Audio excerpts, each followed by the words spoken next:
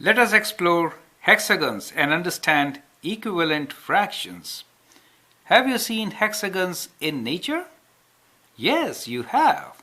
In beehives, every unit in the beehive looks like a hexagon, right? Hexagon gives strength and space to their house. It is indeed a very useful structure. Imagine, hexagon has how many triangles in it? 1, 2, 3, 4, 5, 6. So I have here a regular hexagon. Regular hexagon means all sides are equal and their angles are also equal. When I join their vertices, I get 6 triangles, as you can see, right? Triangle is a strong shape. 6 in 1 makes it even stronger. So hexagon in nature is one of the strongest shape you can find, right? Now let's explore how to figure out fractions of 6. That means 1/6, 2/6, 3/6, and so on. So let's start with 1/6. So let me shade one of them first. So one blue. So we have one blue triangle. So that means how much portion have I shaded? I have shaded 1 out of 6, right? 1 out of 6. So I can write this as 1/6. So 1/6 of the fraction has been shaded blue. Now let's try to shade 2 more. So we'll shade 2 more in this color, pink. So let me shade this. So that is how 2 have been shaded. Now what fraction is being shaded in pink? It is 2 out of 6, right? So let's write down 2 out of 6 here. 2 out of total parts, which are 6. So 2 are pink and total are 6. 1, 2, 3, 4, 5, 6. So out of 6 I shaded 2. So this will be written as 2/6, right? So 2/6 is in pink color. Now how much remains? Can you tell me? Well, to figure it out, what we can do is, in one I will shade both pink and blue and see how many remain. So let's add them together. So if I add 1/6 and 2/6, I should get how much? I should get 1 plus 2 is 3. So I should get 3/6, right? Let us check. Do we really have 3/6? And if we have 3/6, how many remains? Out of 6, 3 remains. Half of it remains, right? So let's see whether half is really left or not, right? We will check it out. So this is 1/6 and this one is 2/6. So if I join or combine both 1 and 2/6, then I get 3/6. Do you see that? That is, when I add these two, what do I get? I get 3/6. Now what remains? What is left? As you can see, half of it is left. So what is left is half. Or you can also say 1, 2, 3. 3/6 is left. Do you see? 3/6 is left. So 3 out of 6 and 1 out of 2 is kind of same thing. Don't you think they are equal? Yes, they are. We can look at in this fashion. Let's divide this hexagon into 2 portions. So if I draw a line here, then I have 1 on the top and 1 in the bottom, right? So I have upper and lower halves. So if I shade the lower half, the unshaded portion is the upper half, which is half. Do you see that? And if I count the triangles, which are 1/6 each, then I'm left with 3 of those, 3/6. So 3/6 and half is kind of same. So we call them as equivalent fractions. Do you see that? Equivalent fractions. Now, from this figure, can you give me an equivalent fraction for 2/6? Think about it. Look at it like this. Let me divide this into 3 portions now. These are my 3 portions. Do you see that? 1, and then the remaining like this. Do you see that? So if I have 3 portions, can you see them clearly? There they are. 1, this is 1, right? This is 2, and this is 3. So I have got 3 portions. If I shade one of them, then how much am I shading? Tell me.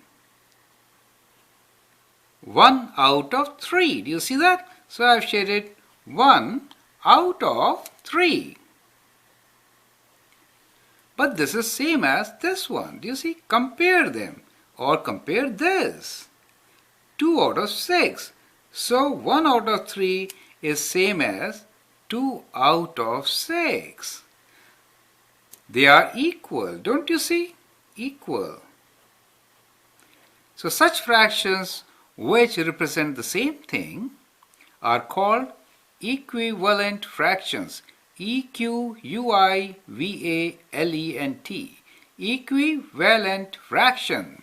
So these are equivalent fractions. So how many equivalent fractions do you see here? We see 2 at least. One is half and 3/6, or 3/6 and half. The other one is 2/6 or 1/3, right? It depends. If you have a shape, in how many shapes you divide, and then you can write down what is equal to what. I will show you a magic so that we will divide further and we will write 2/6 as a different fraction, this time in a different ink. What I will do is, I will divide this into 12 parts. Here I will do that for you. So here what I will do is, I will divide in 12 parts. So we already have 6, right? 1, 2, 3, 4, 5, 6. If I divide each one of them into more halves like this, and then this, and also this one, right? So if I divide, how many do I have now? I have got smaller triangles, but how many? They are all equal. So we have 1, 2, 3, 4, 5, 6, 7, 8, 9, 10, 11, and 12. Do you see 12 triangles there? Yes, we do. Out of those 12, how many have been shaded in pink? 1, 2, 3, 4. 4 out of 12. But earlier we were saying it is 2 out of 6. 4 out of 12 and 2 out of 6 are equal, right? Now as an exercise, tell me, 1 out of 6 can be equal to what? So to figure that out, what should you do? Divide. So we'll divide further. Do you see that? So if I divide further, I'm dividing 6 by 2, right? Every triangle into 2 pieces. So instead of 6, I get how many triangles? I get 1, 2, 3, 4, 5, 6, 7, 8, 9, 10, 11, and 12, like before. And how many are blue? There are 2 out of 12 blue, right? So I can write this as 2 out of 12. So 2 out of 12 is same as 1 out of 6. Do you see that? They are called equivalent fractions. Now we'll come to one more funny part which we have here.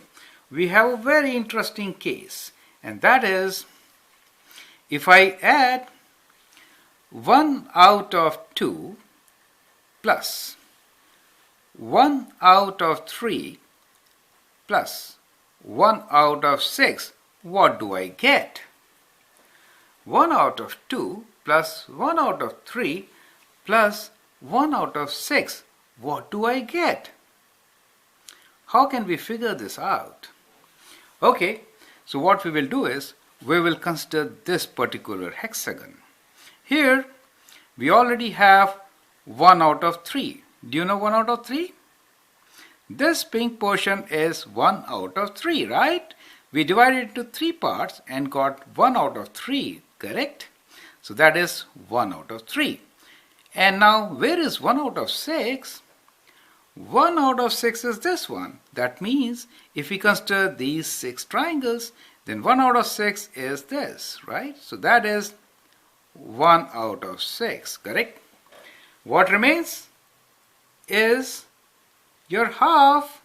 So I can shade this up, half. So if I'm adding, let me shade this up. Have we covered every triangle? Yes, we have. So it becomes 1 whole. Do you see that? 1 whole. So that's sum of unit fractions as a whole. Do you see? It gives you the number 1.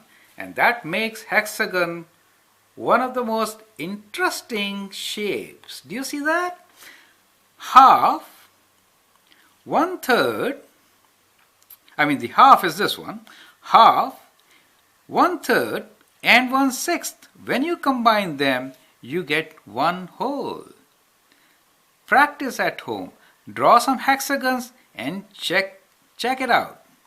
Do you really get 1 whole when you combine 1 out of 2 plus 1 out of 3 plus 1 out of 6? In other words, you can write 1 as sum of 3 unit fractions. So 1 could be written as 1 over 2 plus 1 over 3 plus 1 over 6, right? That's extremely interesting. So we learned here what are equal fractions or equivalent fractions. So spell it out like this: EQUI, equivalent fractions. So equivalent fractions are fractions which are equal. Just as 2 over 12 is same as 1 out of 6, 4 out of 12 is same as 2 out of 6, 3 out of 6 is same as half, right? These are all equivalent fractions. How do you get equivalent? Equivalent fractions, 1 out of 3. Now the question is, how do you get equivalent fractions? So if I write half, how can I get a fraction equal to half? That is interesting. We can multiply both by 2. So if I multiply both by 2, what do I get? 2 times 1 is 2 and 2 times 2 is 4, like this. Okay, now this time what I will do is, instead of 2, I'll multiply half by 3. So if I multiply by 3, both, right? Then what do I get? 3 times 1 is 3 and 3 times 2 is 6. So I get 3 out of 6. So half is same as 3 out of 6. Do you see that? Keep on multiplying, correct? You'll get all your fractions. So from one fraction, you can get equivalent fraction by multiplying both numerator and denominator by the same number. Do you understand the trick now? So, how to get equal fractions or equivalent fractions? That was the question. So, we'll write down here equivalent fractions. So, the trick to get them is multiply both. I write down here, multiply both numerator